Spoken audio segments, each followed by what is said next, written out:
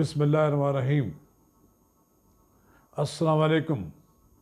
अगर आपने मेरा यूट्यूब चैनल सब्सक्राइब नहीं किया तो बराए करम इसे फौरी तौर पर सब्सक्राइब करें, लाइक करें और अब आपके साथ शेयर करें ताकि जब हम वीडियो लोड करें तो सबसे पहले आपके पास पहुँचे। नाज़रीन कराम, जैसा कि अब आप जानते हैं, पाकिस्तान की सियासत PDM के अंदरूनी खलफशार और PTI में मुमकिन बगावत के गिर्द घूम रही है। जैसा कि पिछले कई दिनों से PTI में तो जहांगीर तरीन का मामला चल रहा था, लेकिन ज़्यादा सूरत हाल ख़राब PDM में हुई है।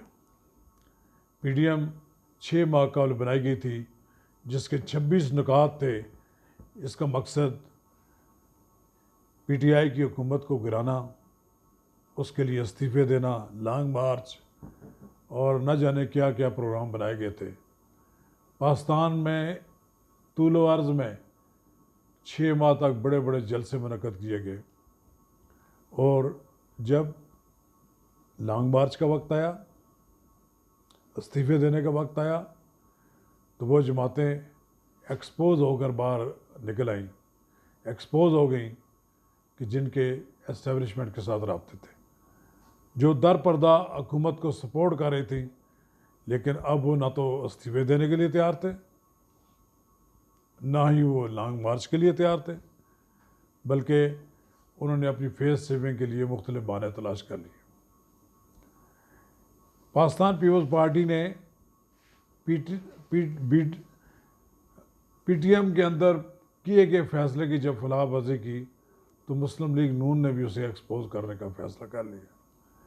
तय तो यही हुआ था ना कि चेयरमैन पीपल्स पार्टी का होगा, डिप्टी चेयरमैन JUI का होगा और का अपोजिशन लीडर मुस्लिम लीग नून का होगा। लेकिन पीपल्स पार्टी ने इसकी खिलाफवर्जी की। वही बात जो मुझे याद है, सन 2007 में आसिफ अली जरदारी ने कहा था, ये मायदे कोई सहीफ़े थोड़े हैं। अब ये कहते हैं कि अक्सरियत में चूँकि हमारे पास 21 वोट हैं, मुस्लिम लीग नून के पास 17 है, तो इसलिए हमारा हक बनता है। वो उस वक्त तय कर लेना था कि आप हमें ये भी सीटों में दें, लेकिन उस वक्त तय नहीं किया। उनका आपका ख्याल था कि चेयरमैन अब बन जाएंगे। जब आपको चेयरमैन के बजाय हुकूमती अरकान की मदद से आपको कायदे हज़ब इख्तिलाफ बना दिया गया, तो आपने सौदा कर लिया। ये कायदे हज़ब इख्तिलाफ बनना कोई बड़ी बात नहीं थी, लेकिन इससे जो बड़ा नुकसान हुआ है वो PDM टूट गया। अब PDM की क़यादत ने सेक्रेटरी जनरल के ज़रिए शायद हकान अब्बासी के तसत्तुफ़ से एक शोकाज नोटिस ANP को भेजा और एक दूसरा शोकाज नोटिस पीपल्स पार्टी को भेजा। ANP ने तो वहीं से ऐलान कर दिया, आप कौन होते हैं हमें शोकाज देने वाले, हम जिससे मर्जी सौदेबाजी करें। तो वो अपनी चादर उठाकर 4 सदा चले गए। दूसरी तरफ पीपल्स पार्टी ने भी ची बची शुरू की और फिर आखिर उन्होंने भी कह दिया कि अगर हमें शोकाज नोटिस जारी किया गया तो हम इस पर शदीद रद्द-ए-अमल का इज़हार करेंगे। पाकिस्तान पीपल्स पार्टी की सेंट्रल एग्जीक्यूटिव कमेटी का इजलास हुआ। 2 रोज़ों तक इजलास होने होता रहा। पहले रोज़ तो बिलावल भुट्टो जरदारी ने प्रेस कॉन्फ्रेंस करके उस PDM के उस शोकाज के टुकड़े टुकड़े कर दिए। अगले रोज़ उन्होंने फैसला कर लिया कि हम PDM के ओहदों से इस्तीफ़े देते हैं। फ़िलहाल उन्होंने PDM से अलग होने का बाज़ाब्ता ऐलान नहीं किया है। शायद वो इस बात का इंतज़ार कर रहे हैं कि PDM आज ख़ुद उनको निकाले, और PDM इस बात का इंतज़ार कर रही है कि पीपल्स पार्टी खुद निकल जाए। मुझे मालूम है, ये समझते हैं कि ज़्यादा सियासत मुल्क में आसिफ अली जरदारी जानता है। आसिफ अली जरदारी ज़्यादा बेहतर अंदाज में अपने मफादात पर सौदा कर सकता है, लेकिन लंदन में बैठा हुआ मियाँ नवाज शरीफ भी कम बड़ा सियासतदान नहीं। वो रोज़ाना लंदन में ऑक्सफोर्ड स्ट्रीट में अपने दफ्तर लगाता है, रोज़ाना बैठकर वहाँ पर पाकिस्तान की सियासत का जायज़ा लेता है और लोगों से रब्ता होता है। वो शायद आसिफ अली जरदारी और बिलावल भुट्टो से ज़्यादा बेहतर अंदाज में अपनी सियासत का खेल खेल रहे हैं। उन्होंने PDM की 8 जमातें जो हैं, जिसमें उनकी अपनी जमात भी शामिल है, सबको एक प्लेटफार्म पर इकट्ठे कर लिया है। और आने वाले दिनों में वो चाहते हैं कि पीपल्स पार्टी आइसोलेट होकर रह जाए, पीपल्स पार्टी लोगों के सामने एक्सपोज होकर रह जाए, ताकि सारी सूरत हाल में ये पता लगे कि पीपल्स पार्टी अपोजिशन की जमात नहीं है, बल्कि ये एस्टेब्लिश से साथ मिली हुई हुकूमत की बी टीम है और सरकारी अपोजिशन है। अगर मियाँ नवाज शरीफ की जमात लोगों को ये बावर कराने में कामयाब हो जाए तो पीपल्स पार्टी को सिंध में भी बड़ा नुकसान होगा।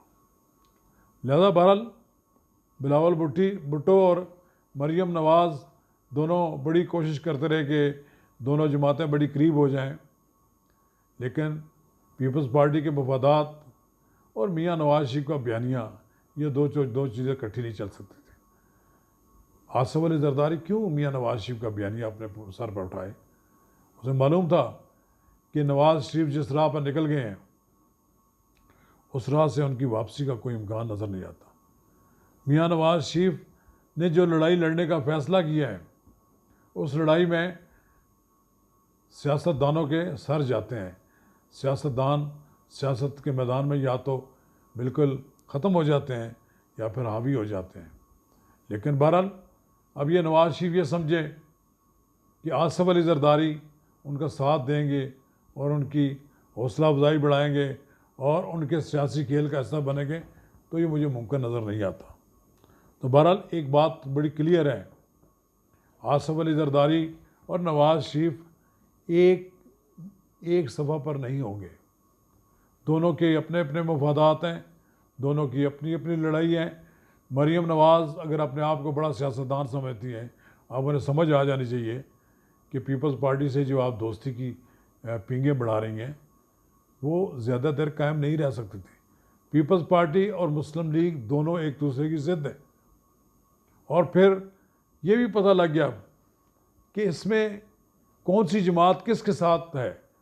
मुस्लिम लीग नून किसके साथ है, पीपल्स पार्टी किसके साथ है, और फिर उनके साथ अपने अपने ग्रुप बन गए हैं।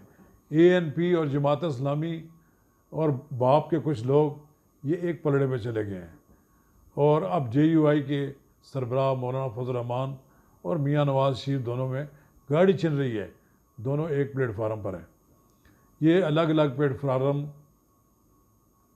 PTI को तो बड़ा फ़ायदा पहुंचा सकते हैं, बहरहाल PTI की हुकूमत को नहीं गिरा सकते हैं। ये समझ लेना चाहिए कि आने वाले दिनों में दोनों जमातें अलग अलग अपना अपना खेल तो खेल सकती हैं। दबाव में जितना रख सकती थी माजी में रख लिया, अब मुमकिन है कि PTI भी दबाव में ना आए। और मुमकिन ये भी है कि जहांगीर तरीन के साथ जो 25-30 आदमी हैं वो पूरी हुकूमत को ही ले डूबें, और जिस दिन जहांगीर तरीन ने खेल खेला तो फिर तो इस हुकूमत का बचना मुश्किल हो जाएगा। मैं इसी अल्फाज के साथ आपसे इजाज़त चाहता हूँ। मेरी वीडियो पे जो अहबाब अपना तजिया लिखें उसको वेलकम किया जाएगा, मैं उनके तजिए का जवाब दूंगा। शुक्रिया।